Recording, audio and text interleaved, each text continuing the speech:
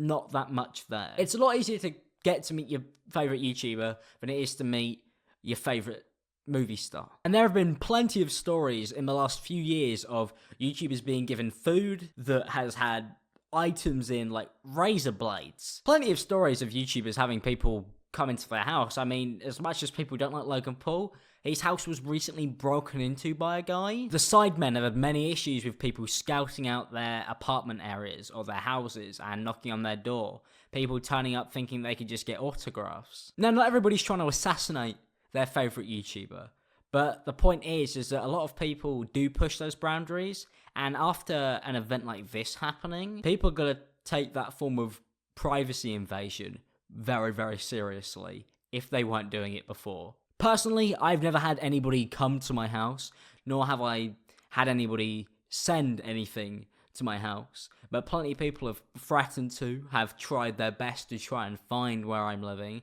and it's a weird experience. It's very, very odd. The closest one for me is when I was at VidCon, and a bunch of people came back to the Airbnb I was in, and I just got back in, I was sharing it with multiple other YouTubers, and I walked in, I was like, oh, who are you?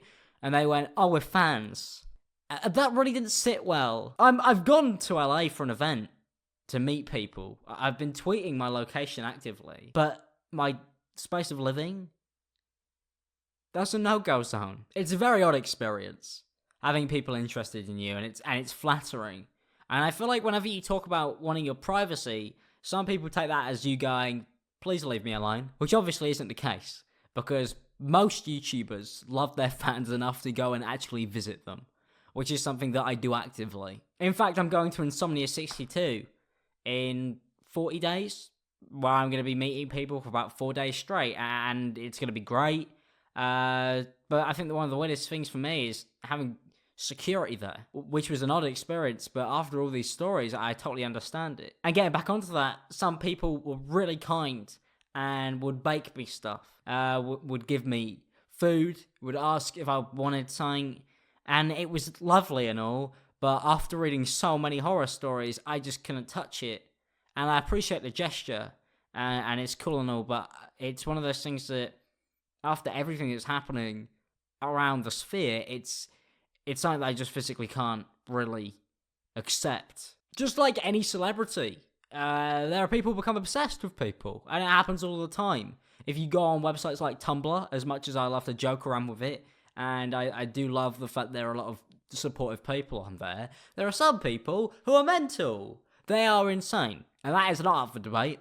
There are some crazy, crazy people who are on the internet because they're just people. And a few of them are mental. And some people become obsessed, like this guy did with Meg Turney. Obsessed to the point where he wanted to kill her boyfriend. And there are people who are obsessed on much more minor levels, where they will just be over the top interested in you to the point where they try and find out who your family are, or they come to your house and knock on the door. And then there are smaller levels, where people come to me asking for advice, which is one that happens quite a lot. I have a Facebook Messenger, and people like to message it a lot, even though I don't use Facebook, and honestly, nobody does. Well, people try and use me as an advice helpline, but I'm not. I'm just a normal bloke. And it's very, very odd being seen as somebody who people want to go to for help, for personal problems, because I am not a professional, nor do I know what I'm talking about, and I'm scared that if people come to me for help and I see it and maybe don't respond out of pure fear, that I may be blamed or made responsible by this person for not helping. And that's just not okay to do to anybody, especially not a stranger, which is what a YouTuber is at the end of the day. It's just a bloke with a DSLR. And all of these stories are becoming so frequent now, to the point where there are guns being pointed at people. There are people breaking into people's houses. There are people trying to sabotage YouTubers at events so they could have an effect on their life, which is what one girl said when she put razor blades in somebody's cookies. Bottom line is, just people. Just people with cameras. I thought I'd just chime in with my personal experience. I really hope that Gavin Free and Meg Turney are okay, and that they're doing well, and that there is more in place to be able to hopefully stop stuff like this happening more frequently. Although you can't really stop a crazy person. Just keep in mind that we're all just random blokes. Peace out, people.